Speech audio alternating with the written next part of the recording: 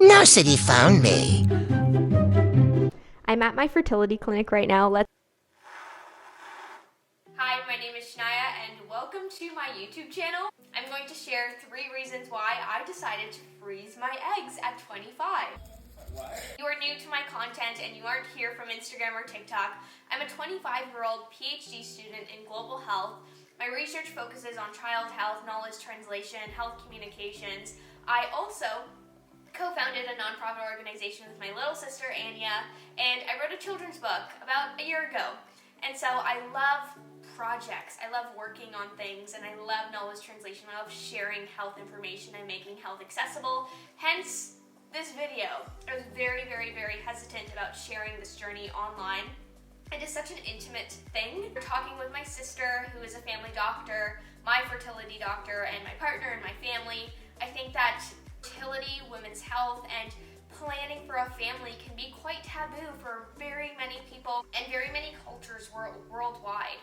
And so breaking down that stigma a little bit and opening up the conversation about female fertility, opening up the conversation about taking control and feeling empowered about making the plans necessary to allow you to feel comfortable with your decisions. Have yourself a cup of tea, coffee, or some lime water and let's chat. So to start off, what is egg freezing? It is a process that involves the stimulation of the ovaries. Typically you're on some medication, and then at the end of the cycle, the doctor or your OB take them to the lab where they are cooled to sub-zero temperature. Essentially that's what you hear when they're frozen, and then they can be thawed at a later date. My personal reasons for freezing my eggs, I thought that this topic deserved a longer form video than TikTok or Instagram. If you've been following me forever, and if you're an OG especially, you'll know that I love working. I love my job. I think I love feeling passionate about being of service to my community, being of service to the academic community, to the actual community that I live in, to you guys building this community online as well. In all honesty, I know this might sound quote-unquote girl bossy like the trends are saying nowadays, but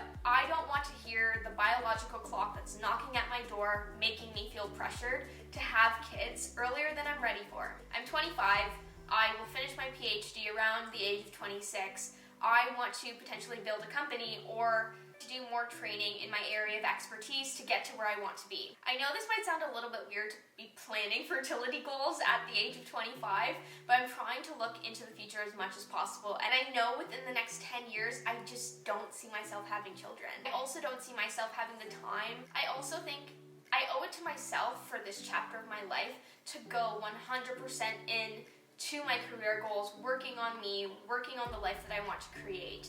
And I think I would do myself a disservice by rushing and conforming to the cultural norms that are circulating around. Like the typical timeline I want to avoid, finishing school in a year, then having to get married, then having children, and then not strategically thinking about the time that I want to dedicate to my job. Now, number 2, I can't control time, but I can control what I do with my time. I only want children when I know I have the time for it. Not only time, but capacity and resources. I want to raise my children with opportunities to play any sport that they want, to compete at different levels, to go to extra classes, and I want to be able to afford that. And I just don't think with the career goals I have in the next couple years that that is feasible in regards to my biological clock that is knocking at my door. And number 3, your ovarian reserve, which is pretty much the most important point of this video. Your age doesn't only affect your egg quality, but your egg count. When I want to have kids in my late 30s, my egg reserve is just not the same as it would be in my early 20s or my mid 20s. It's important to me to know that I can take control and ownership of my situation. I can't change the way that my egg reserve is going to naturally decline, especially into my mid 30s, but I can control what I do about it. And one of the most asked questions, why did you even think about this and how did this come to be? It was Christmas Eve of this past year, so 2022. I was sitting with my brother and my sister, Anar, Anna, as we call her, Dr. Anar Bopa. She's a family doctor and a merge doc, but she also is my sister. She is the most empowering woman I know. She's a girl boss. She balances everything from life to work so seamlessly, but we had the conversation about children. Fortunately, I can't change my biological clock, and that came up. If you know me, I like to plan. And so she brought up the idea of freezing my eggs just to offer myself that peace of mind knowing that I'm prepping my future self as best I can. She's so empowering, and she empowered me to look into it. She offered evidence-based and informed perspectives. She offered articles to read, resources, everything. And then I met my fertility doctor, Dr. Garcia and Markham Fertility. I'll link their clinic below. But essentially, we had conversations and consults about this process, what it would look like, how time-intensive it is, how emotionally intensive it is, how many women throughout the process of freezing their eggs feel lonely, the costs associated, because it is expensive, and if it wasn't for insurance covering 80% of my medication costs, I don't think that this would be feasible. It was around my birthday in February where I was going to start the process, but I just had too many things scheduled back-to-back on weekends that essentially it's a 14-day process, give or take a few days, from actual medication start to actual retrieval.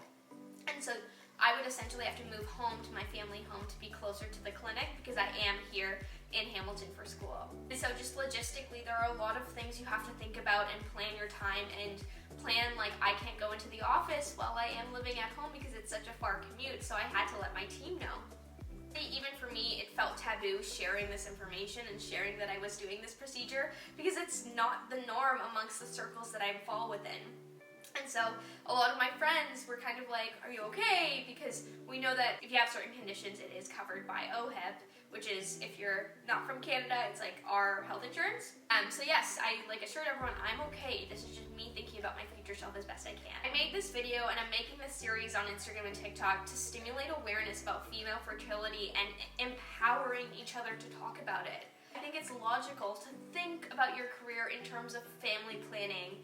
I think it's really logical to think about what you truly want and not feel this pressure based on the world that we live in. I know, especially within the South Asian and the Indo-Caribbean community, it is just such a taboo topic to not have children as soon as you get married or right after school when you get married or you get engaged. Like, there's this timeline that isn't just within the South Asian or Indo-Caribbean community, but it's in very many communities and cultures around the world. And honestly, the only person I knew that was filming videos about their experience egg freezing was Deepika, the founder of Live Tinted. But again, no Canadian women who are South Asian sharing their thoughts and their experiences and how they navigated both balancing work and everything else that they have going on while going through this procedure. So yes, welcome to my YouTube channel. I feel like YouTube has been a long time coming. I've wanted to do YouTube forever and ever, but I just always saw it as this time-consuming thing, and I always felt really nervous that everyone was out, not interested in long-form content anymore. So, welcome. Thanks for being here, and comment any questions that you have, and I will be doing a Q&A video with my fertility doctor, Dr. Garcia, and I just can't wait to open up the dialogue about women's health. So, have a great rest of your day and stay well.